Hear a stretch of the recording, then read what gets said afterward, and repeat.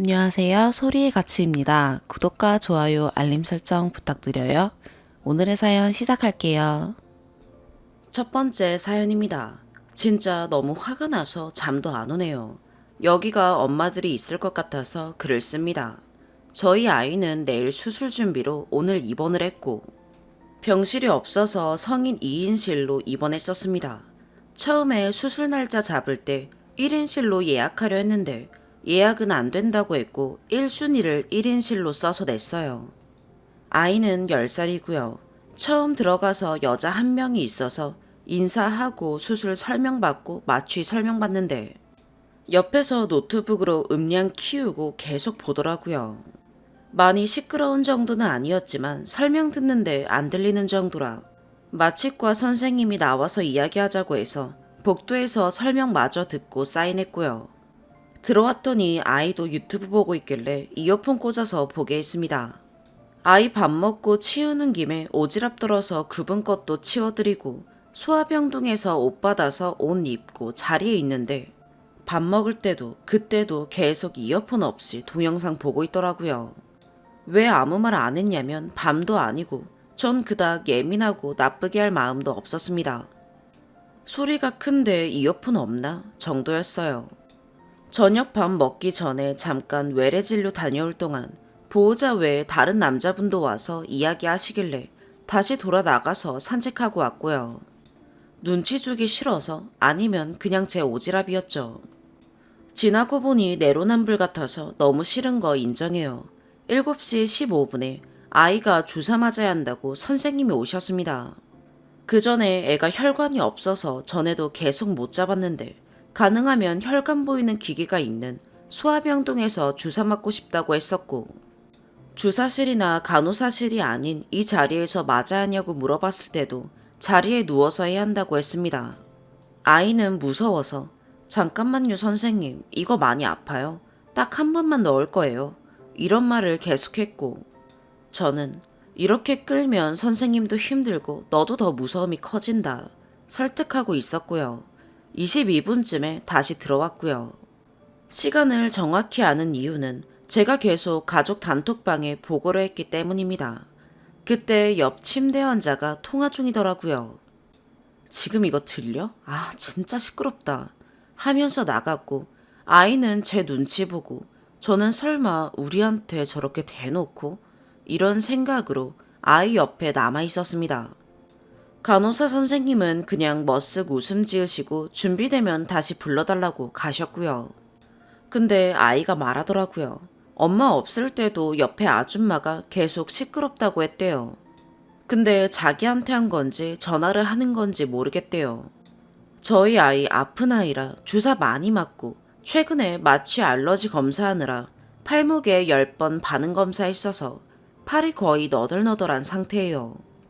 눈물이 나와서 열심히 설득하고 좋아하는 맛 우유 사다 주고 준비됐다고 해서 간호사실 가서 선생님께 정말 죄송하다고 부탁드리고 휴게실에 6분 있다가니 주사 맞고 항생제 반응 주사 또 놓으려고 기다리고 계셨어요. 저 들어오고 그 여자분 들어와서 또 통화하는데 아니 나는 내 애라고 해도 어쩌고 난 진짜 애 우는 소리만 들어도 짜증나. 제가 커튼 쪽으로 넘어가니 간호사가 팔을 잡네요. 저기요, 아이가 시끄러워서 정말 미안해요. 근데 아무리 그래도 아이 앞에서 대놓고 그렇게 말하는 건 아니죠. 저한테 말씀하세요. 부탁드릴게요. 하는데 부탁드릴게요 해서 눈물이 왈칵 쏟아지고 네? 제가 그쪽한테 뭐라고 했어요? 저 통화하는데요. 다른 말 한 거예요. 이러고 소리소리 지르더라고요. 장난하냐고 그게 우리 들으라고 한 소리 진짜 아니냐고 하는데 끝까지 아니라고 진짜 이상하네 왜 나한테 왜 저래 하면서 끝까지 통화하더라고요. 일단 아이도 있으니 그만하시라고 하고 간호사님 항생제 주사 들고 주춤주춤하고 계셔서 일단 주사 맞아야 하니 가만히 있었습니다. 혼자 계속 통화로 욕하고 뭐하고 하다가 병실 옮기려고 애 링겔대 툭툭 치고 다니고 이러길래 그때부터 녹음했어요. 통화로 욕하고 녹음 내용을 쓸게요. 그 여자는 중얼중얼거리며 통화하다 갑자기 크게 아니 신발 진짜 내 애도 아닌데 왜 저래? 라기에 제가 욕하지 마시고 그냥 조용히 나가세요. 녹음하고 있으니까. 하니까 저희 쪽에 와서 아니 얘가 제 애예요? 제가 얘 기분 맞춰줘야 해요? 제가 아줌마한테 욕했어요? 라길래 저 들으라고 하는 거잖아요. 아까도 그렇고 이랬더니 네 시끄러워서 그랬어요. 제 애도 아니고 제가 애 우는 거 참아해요? 제 애도 아니잖아요. 라는 겁니다. 그래서 제가 참으라고 안 했어요. 가실 거면 그냥 조용히 가세요. 라고 했더니 진짜 암 다시 생기겠네. 신발. 이러면서 중얼거리다가 간호사님 다시 들어오셨어요.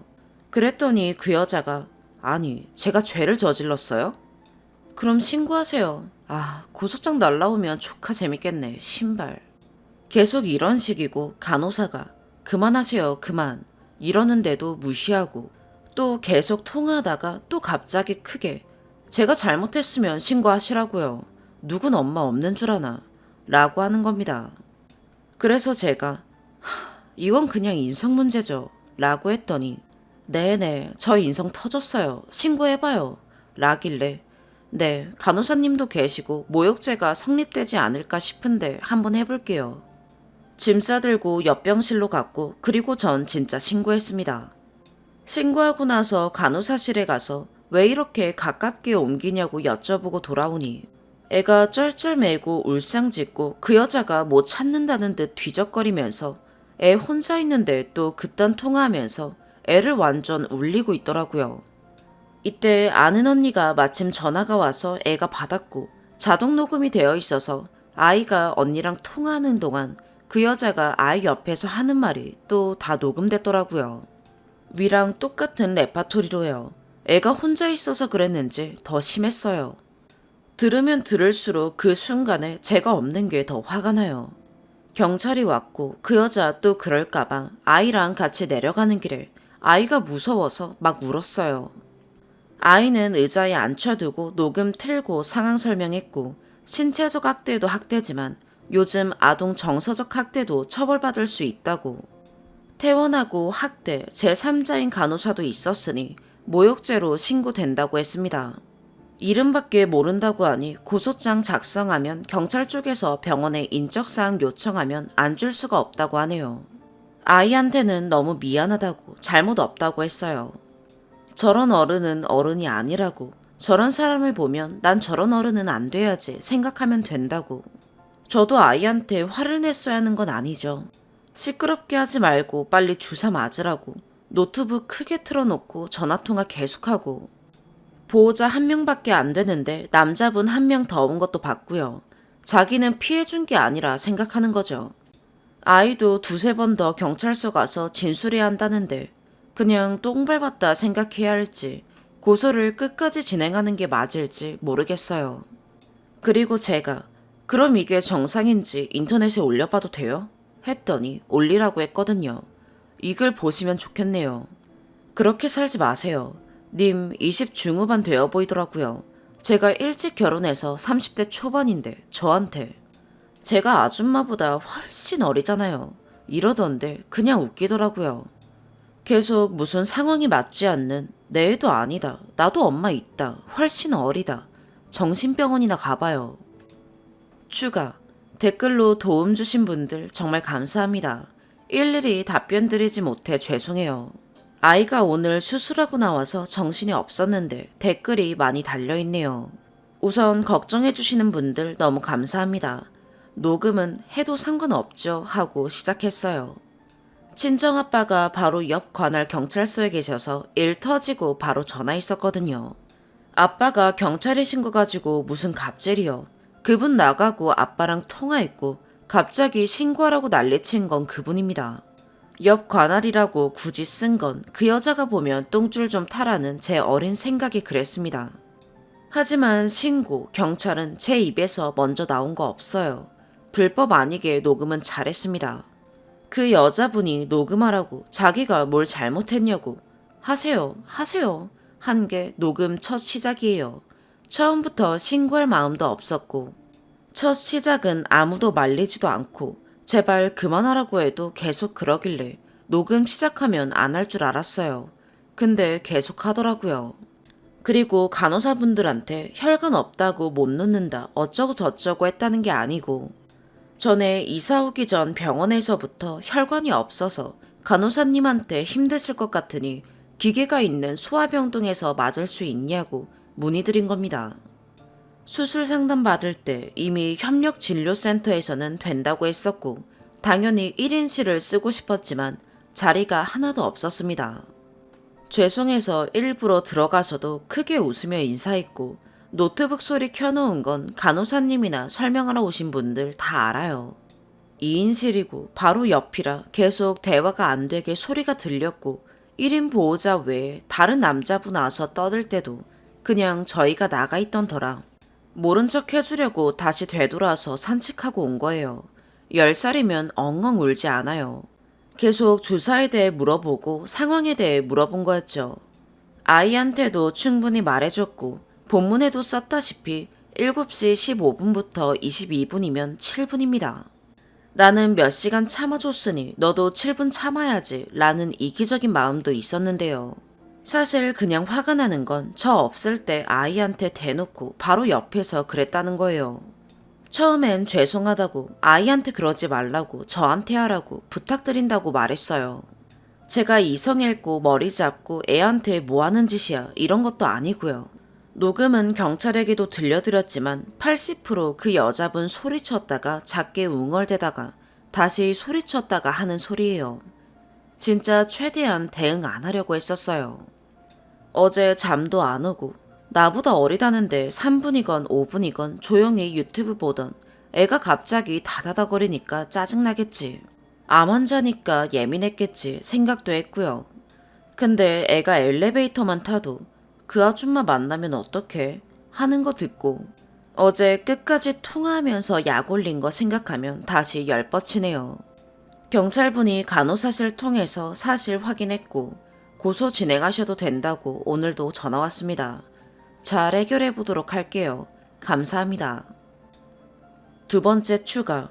애 안 울었어요. 진짜 울고불고 안 했어요. 10살이에요, 10살. 경찰이 그 정도 아니었다는 거 간호사분께 확인하셨다고 하셔서 고소 진행하시라고 한 거고요. 옆에서 제가 뭐라고 할 만큼은 맞아요. 인정해요. 저도 설득하다가 계속 그냥 하라고 압박을 하게 돼서 간호사분이 보호자분이 나가 계시는 게 좋겠다고 해서 나간 거라 인정해요. 감정적으로 화난 거 맞아요. 애가 잠만요, 신호흡 좀 하고요 하고 숨 계속 쉬고 누웠다가 앉았다가 왼손잡이인데 오른쪽으로 맞으면 안 돼요. 이런 말 했었어요. 앞에 병실 보호자분도 계속 내다보시고 충분히 들을 수 있는 거리였고 진짜 울고불고 했으면 간호사님이라도 저라도 문 닫았을 거예요. 근데 소음은 기준점이 없는 거고 미혼이고 노키즈존 찾아다니시는 분도 계시고 시끄러웠을 수도 있는데 그럼 저나 간호사실에 말하지 왜 아이 앞에서 일부러 그것도 통화하는 척 하면서 짜증난다는 말까지 굳이 해야 되는지 이해가 안 가요. 문도 열려있고 계속 들여다봐 주셨던 앞 병실 보호자 연락처도 부탁드렸더니 감사하게도 주셨어요. 운 건 마지막에 긴장 풀리고 엘리베이터 내려가는 길이었고요. 저도 이제 최대한 1인실 쓰려고 노력하고 아니라면 간호사실에서 맞던 다른 방법을 꼭 쓰도록 하겠습니다. 아이 욕은 하지 마세요. 고소는 꼭 할 거고 합의금 따위 필요 없어요. 합의 절대 안 해요. 뭐 아시겠지만 감옥 갈 사안도 아니고요. 빨리 몸 좋아지셔서 퇴원하고 벌금 물고 법정 교육 받으시길 바랍니다. 세 번째 추가. 감정적으로 쓴 글 맞아요. 화나서 내 편 들어달라고 쓴 거 맞고 저희 아이 제가 너무 감싼다고 하시는 말.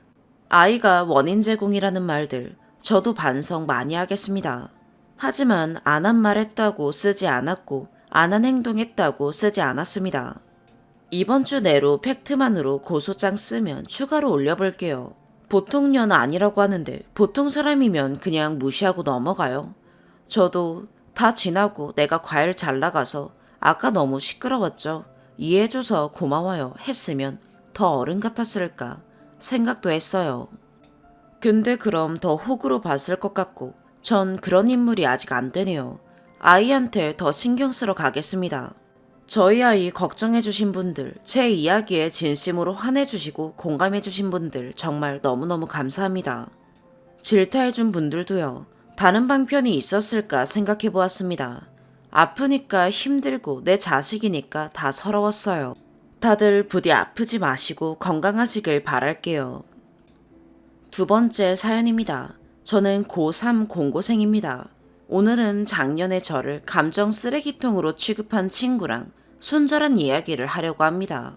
제가 손절한 친구는 중3 때 위클래스에서 만난 A군이었습니다. 그 A군은 맨날 교실에서 엎드려 훌쩍이고 있고 말도 별로 없는 A군이었습니다. 저는 이렇게 생각을 하였습니다. 이 친구가 무슨 심각한 일이라도 있는가 보다 싶어서 제가 먼저 손을 내밀어줬죠.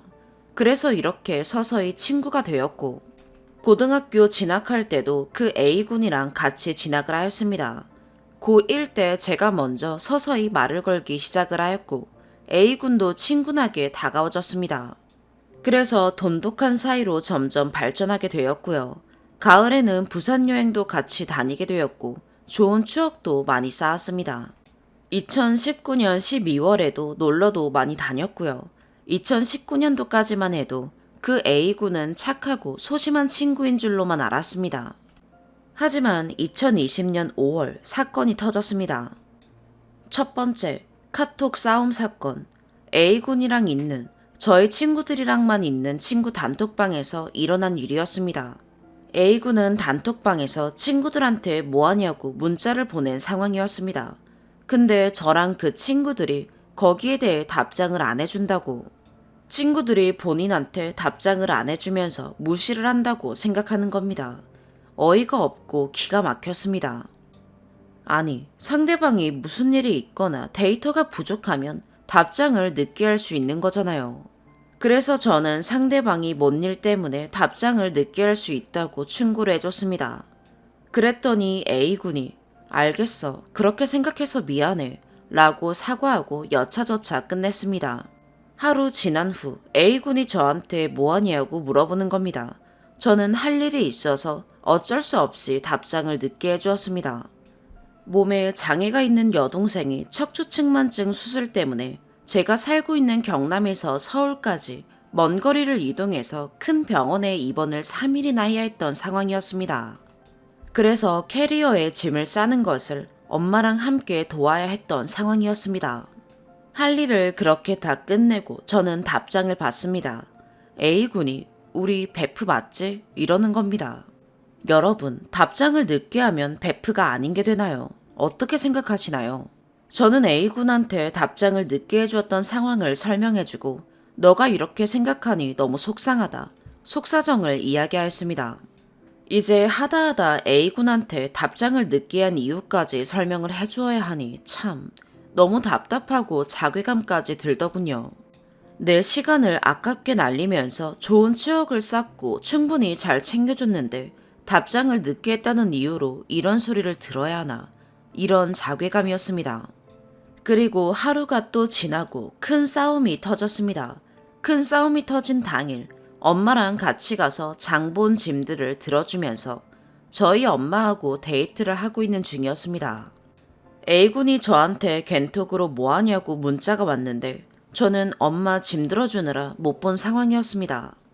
그래서 저는 여유가 있을 때쯤 폰을 봤는데 단톡에서도 저한테 뭐하냐고 답장이 온 겁니다. 그래서 답을 해주고 좋게 대화를 이어나갔는데 A군이 갑자기 이런 말을 하는 겁니다.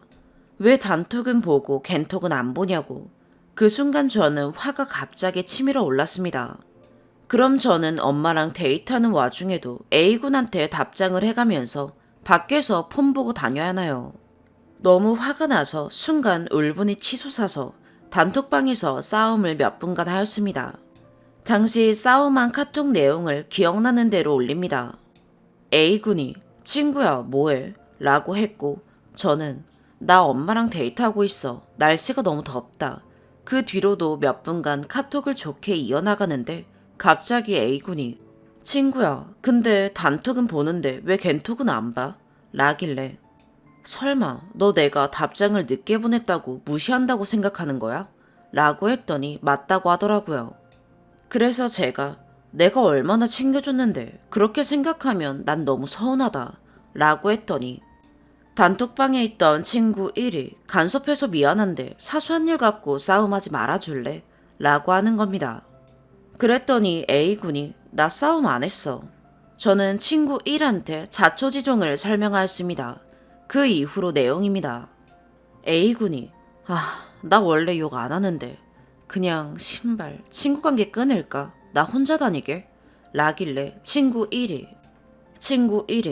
얘가 데이터가 없어서 답장을 못 읽을 수 있잖아 라고 했고 저는 야 내가 너 챙기는 기계로 보여? 진짜 섭섭하다. 내가 얼마나 너를 퍼주고 챙겨줬는데 라고 했습니다. 그랬더니 A군은 왜 단톡은 읽고 겐톡은 안 읽었는지 이유를 설명해줘. 그 이후로 저는 싸움을 몇 분간 하였습니다. 너무 열받아서 저는 단톡방을 나왔죠. 단톡을 읽던 겐톡을 읽던 답장을 읽는 건 똑같은 거 아닌가요? 진짜 A군이랑 친구 관계 끊고 싶더군요. 열받은 상황에서 전화가 오더군요. 왜 단톡은 읽고 겐톡은 안 읽었냐고 따지고 소리 지르면서 전화 끊었습니다. 그렇게 해서 그 친구랑 연을 끊기로 마음을 다 잡아갈 때쯤 누군가에게 010으로 된 전화가 걸려왔습니다. 받아보니 A군의 엄마였습니다. 우리 아들한테 이야기 다 들어서 상황 알고 있다. 우리 아들이 좀 정신적으로 소심하고 내성적이고 우울감이 좀 있어서 정신과 다니고 있거든. 아들을 좀 혼냈다. 너가 이러면 친구들 다 떠난다. 그러니 처신 잘해라고 혼냈다. 우리 아들 좀 잘 챙겨줘. 라면서 전해주셨습니다. 카톡 답장 안 읽은 거 가지고 이렇게 큰일로 번질 일인가 싶더군요. 두 번째, 다른 친구랑 지냈다는 이유로 나쁜 놈으로 몰아가기. 그렇게 안 좋게 지나가고 또 6월 중순쯤인가 해서 싸움이 터졌습니다. 저는 고2 때 친해진 같은 반 다른 친구하고 이야기를 나누고 있었습니다. A군이 그 모습을 보자 너희들 지금 내 험담하는 거냐? 너네들 이러는 거 보니까 나를 따돌림하는 것 같다. 라면서 저희들을 안 좋게 생각하는 겁니다. A군이 이러니까 다른 친구를 사귀는 자유가 억압당하는 느낌이었습니다. 저는 또 한 번의 자괴감을 느껴야 했습니다. 열심히 너나 나나 할 것 없이 내 미래를 생각할 수 있는 시간마저 다 빼앗기고 마음고생하면서 충분히 챙겨줬는데 이런 소리를 왜 들어야 하지? 너무 화가 나서 A군이 연락 와도 무시했는데 계속 사과 받아달라고 문자와 전화가 오는 겁니다. 너무 괘씸해서 받아주기가 싫었습니다. 하지만 결국 저는 A군의 성화를 못 이겨서 사과를 받아주기도 싫은데 억지로 사과 받아주는 억지 사과를 받아줘야 했습니다. 그 이후로 온라인 수업 기간이 지나고 저는 A군에게 너가 이러니 내가 다른 친구들이랑 지냈는데 눈치가 보인다. A군은 진심 어린 사과 대신 그거 지난번에 이야기해줬잖아. 자기 감정하고 자기만 생각하는 이딴 자식을 친구로 지낸 내가 바보인가 싶더군요. 세 번째, 자격증 필기 시험 전 멘탈 떨어뜨리기. 그리고 A군은 제가 자격증 필기 시험 이틀 전에도 우울한 이야기를 많이 하면서 제 멘탈을 떨어뜨려 놓았습니다. 저는 A군이랑 자격증 필기 방과 후 끝나고 교문에서 헤어지고 저는 버스 타고 집에 가려고 정류장에서 버스를 기다리던 상황이었습니다. 당시 저는 시험이 얼마 안 남았다, 열심히 해야겠다 다짐을 하고 집에 가려던 중인데 A군한테 전화가 걸려옵니다. 시험이 얼마 안 남아서 예민한 정신 상태인 상태로 저한테 우울한 이야기만 하는 겁니다. 참고로 저는 A군한테 저의 시험일까지 알려주고 시험이 얼마 안 남았으니 나한테 전화 걸어서 우울한 이야기 하지 마라 이야기를 다 해주었는데 A군이란 친구는 항상 자기 생각만 하면서 내가 자격증 시험 때문에 바쁘든 말든 간에 자신의 우울한 감정을 풀기만 바쁜 겁니다. 그 순간 저는 멘탈이 다 박살나서 시험 당일에 A군이 이야기한 우울한 이야기만 맴돌아서 시험 당일에도 멘탈을 유지하지 못하고 결국 떨어졌습니다. 너무 억울했습니다. A군이 이야기한 우울한 이야기 때문에 시험에 떨어져야 했는지. 더군다나 A군은 제가 시험 공부 중에도 전화를 걸어와서 훌쩍이면서 우울한 이야기만을 계속했습니다. 그것 때문에 저는 A군의 감정에 저도 같이 휘둘려서 집중이 잘 안 돼서 공부를 잘 못한 날도 많았습니다. 그리고 A군은 저한테 의지할 것도 다 의지를 하면서도 제가 다른 친구랑 지내면 이 친구가 나 안 봐주고 무시한다 이렇게 치부하면서 생각하니 저는 A군의 우울한 감정을 풀어주는 도구인가 생각이 많이 들었습니다. 제가 학교에만 오면 저는 학교 교실에 오는 시점부터 A군의 감정 쓰레기통이 되는 겁니다. 학교 교실에 들어서면 A군의 우울한 이야기들을 하루 종일 학교 종례 끝나는 시간까지 하루 종일 들어줘야 했고 그야말로 저는 감정 쓰레기통이나 다름없었습니다. 참다 못해 A군에게 너가 우울한 이야기를 계속하니 나도 덩달아 우울해진다 이야기를 해줬는데 A군이 덩달아 우울해졌다니 미안하다 라고 사과를 한 후 며칠 동안은 맑게 지내더니 갑자기 우울한 이야기를 하면서 원점으로 되돌아갔습니다. 그래서 한 번 더 우울한 이야기를 하지 말라고 이야기를 했는데 A군은 지난번에 밝은 이야기 했잖아. A군은 며칠 동안은 밝은 이야기를 해도 되고 그 이후로 충분히 밝은 이야기를 한 후 우울한 이야기를 해도 되겠다 이런 생각을 하는 겁니다. 참, 이 자식을 내가 친구로 받아들인 내가 더 바보인가 싶더군요. 위클래스에서 만난 A군은 정말 소심하고 내성적인 친구로만 알았는데 고등학교에 A군이랑 같이 진학 가고 지내보니 파도 끝없이 나오는 겁니다. A군의 본색 말입니다. 다른 친구에게는 왜 고민을 이야기 안 하냐 라고 말을 던져봤는데 다른 친구에게 이야기하면 사이가 안 좋았고 그 친구만 안 좋아질까봐 못했다. 이때까지 A군은 저의 배려와 챙겨주는 거를 익숙하게 여기고 당연하게 여긴 겁니다. 말이 너무 길어서 지루하셨죠? 저는 위와 같이 다시 한번 이야기를 했듯이 저는 A군의 감정 쓰레기통이나 다름없었습니다. 지금은 위클래스 도움으로 인해서 연을 끊고 단절한 상태입니다. 긴 글 읽어주셔서 감사합니다. 세 번째 사연입니다. 한두 번도 아니고 이젠 체념스럽네요. 왜 몹쓸 짓은 엄마가 하고 다니는데 상처받고 힘들어하는 건 저뿐일까요? 어디 말할 데도 없어서 처음으로 여기에 글 남겨봅니다. 조언 부탁드려요. 전 지금 수능 50일 남은 고3이고 엄마가 바람을 피는 걸 안 게 중2 때부터예요. 지금까지 있었던 일을 얘기하자면 너무 긴데 일단 엄마가 바람 피고 있다는 걸 처음 안 중2 땐 어린 마음에 엄마가 울면서 얘기하는 거 듣고 아무한테도 말 안 하고 혼자 삭히며 넘어갔어요. 엄마가 아버지가 안 계셔서 외로움을 많이 타는데 너도 알다시피 아빠가 엄마를 외롭게 하지 않느냐. 사람들은 다 누구나 실수를 한다. 정말 실수였고 아빠한테 절대 말하지 말아달라고 울면서 말씀하시는데 어쩔 수가 없었어요.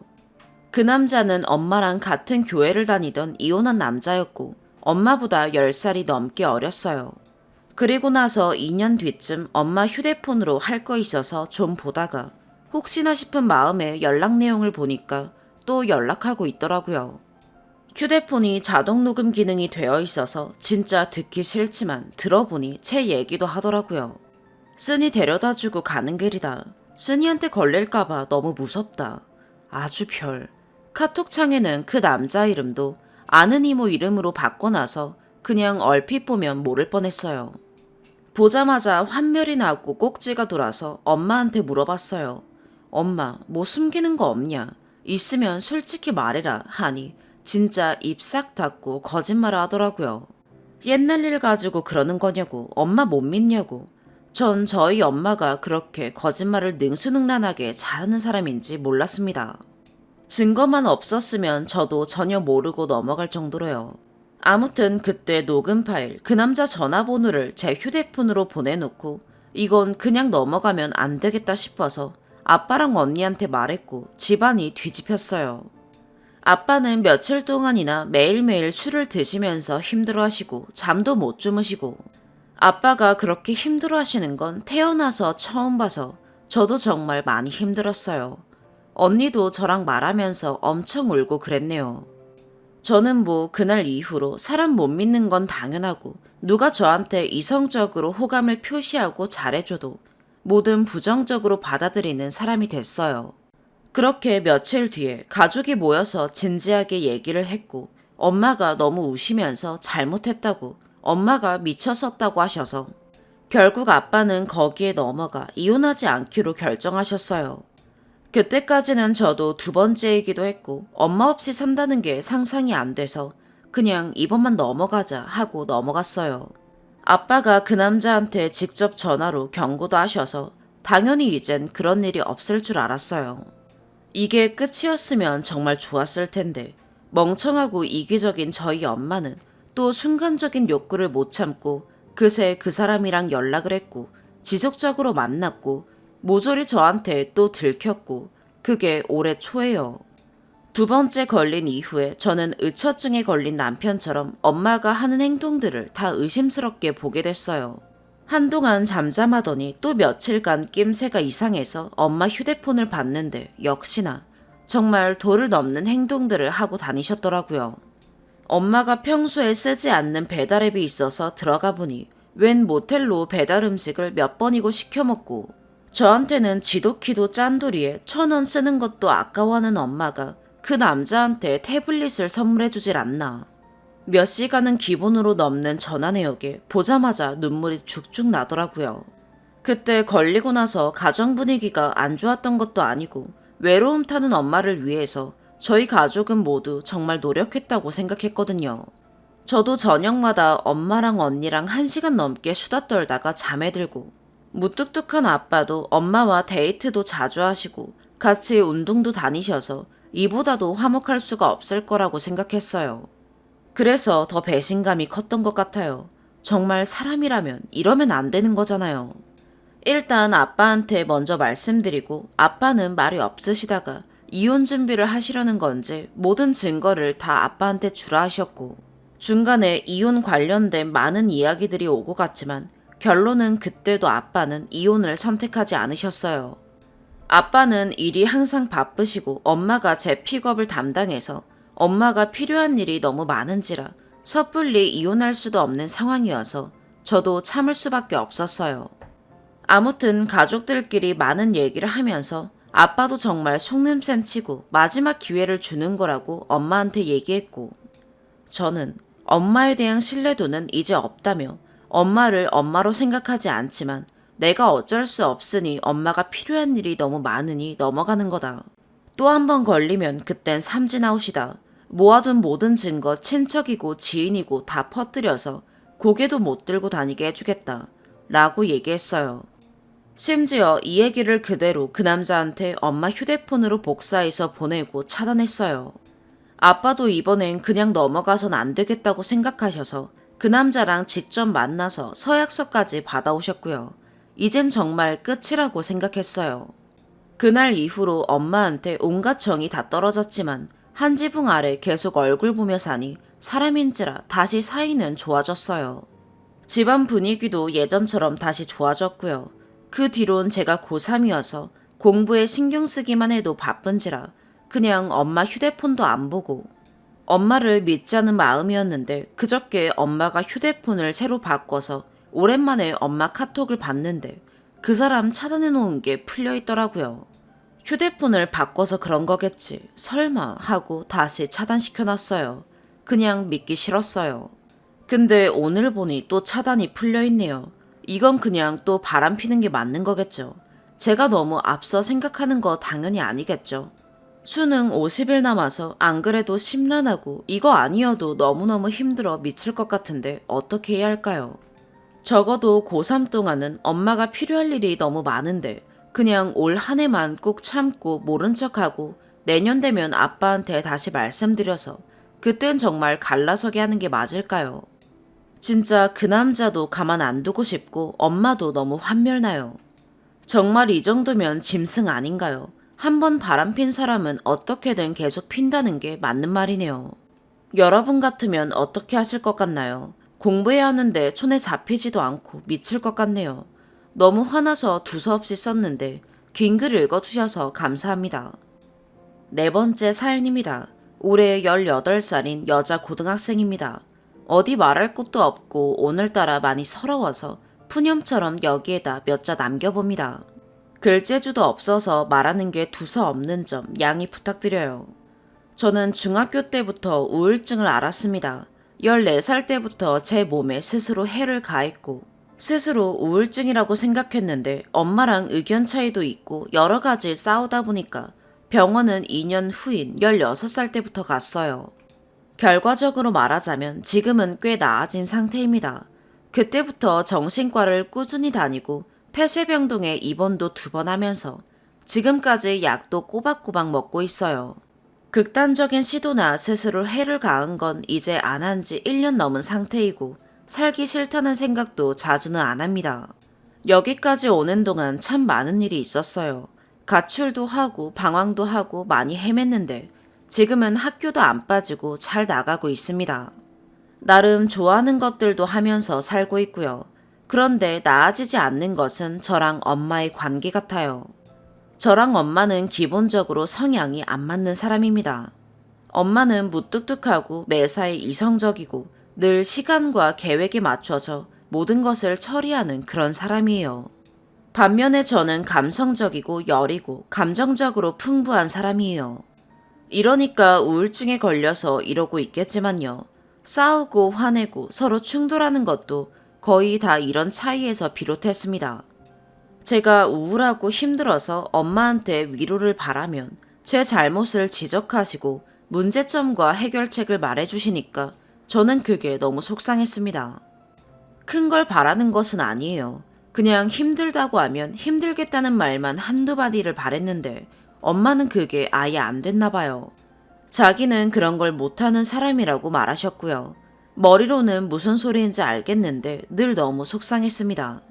정말 친한 친구에게 속상한 걸 털어놓고 같이 놀면서 어느 정도 스스로 풀기는 했지만 부모님한테 감정적으로 의지하고 싶은데 그게 하나도 안 되니까요. 게다가 학교 친구들에게는 제가 우울증이 있다거나 그런 얘기를 쉽사리 할 수 없었어요. 실제로 밝혔다가 제가 이상한 애 취급을 받거나 팔목에 있는 상처를 들켜서 그날로 멀어지는 애들을 지켜봐야 할 때도 많았고요. 그러다 보니 이런 얘기를 할 사람은 가족밖에 없는데 가족한테도 이해받지 못하고 있다는 생각이 정말 서럽네요. 우울증 환자를 이해하는 것은 정말 어려운 일이라는 것은 저도 압니다. 저도 스스로를 잘 이해하지 못하겠으니까요. 잘만 있다가도 갑자기 우울해서 손끝 하나도 못 움직이는 날이 많았습니다. 그럴 때는 스스로가 정말 너무 미워져요.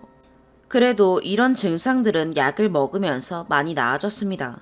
예전처럼 모든 걸 내팽겨치고 누워만 있지도 않고요. 학교도 다시 빠짐없이 잘 다니고 학원도 다니고 공부도 다시 시작했습니다. 스스로 정말 많이 이겨냈다고 생각하고 있어요.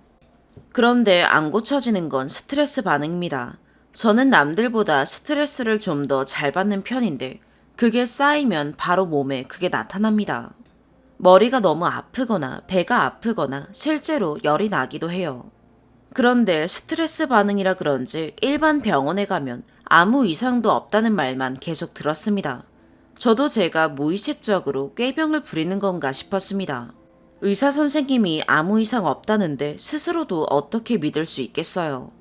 그런데 정신과에 가보니 스트레스가 몸으로 나타나는 거라고 하더군요. 약도 없어서 아플 때마다 그냥 진통제 먹으면서 삼켰습니다. 이런 반응은 16살 때부터 있었는데 아픈 게 점점 심해져서 결국엔 아플 때마다 학교를 안 갔어요. 제가 그렇게 안 가니까 엄마는 저를 아예 안 믿으시더라고요. 아플 때마다 병원에 갔는데도 일반 병원에서는 이상이 없다고 하니까요. 정신과에서 말한 걸 아무리 말씀드려도 오해는 잘 안 풀렸습니다. 속상했어요. 나는 정말 아픈데 아무도 안 믿어주니까요. 스스로 내가 미쳤나 싶기도 했고요. 17살까지 그렇게 빠질 때마다 싸우고 화해하기를 반복했어요. 2021년 들어서는 정말 마음을 독하게 먹고 아파도 그냥 약 먹으면서 학교 다니고 학원 다녔습니다. 트라우마랑 스트레스의 원인을 극복해서 스트레스가 줄어든 것도 있고요. 그런데도 오늘 같은 날처럼 정말 아픈 날이 있어요. 저는 이제 아프단 말을 하기가 무섭습니다. 말하면 화를 내고 저는 그게 너무 서러워서 싸우게 되거든요. 제 생각 내지 바람으로는 아프면 아프냐고 걱정해주는 게 정상인 것 같은데 화만 내시네요. 제가 너무 어린 걸까요? 안 그래도 제 스스로가 너무 이 집의 민폐 같아서 버거운데 이런 걸 바라는 게 잘못된 걸까요? 걱정의 방식이 화를 내는 거라고 해도 이해가 안 되고 이해를 노력해도 안 됩니다. 화내는 건 결국 화내는 거라고 저한테 받아들여져요. 제가 너무 1차원적인 걸까요?